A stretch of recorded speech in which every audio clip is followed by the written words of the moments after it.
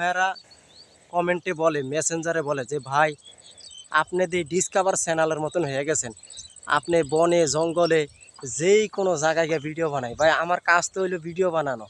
কেন জানেন ভাই, আমি এখন ডিসকভার চ্যানেলের মতন হয়ে গেছি।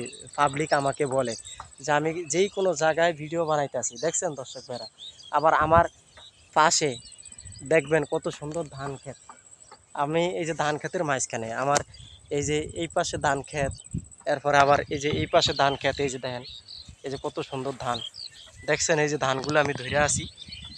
আসলে আমাকে মেসেঞ্জারে বা কমেন্টে মানুষে বলে আমি নাকি ডিসকভার চ্যানেলের মতন হয়ে গেছি, যে বনে জঙ্গলে যেখানে যায় ভিডিও বানাই।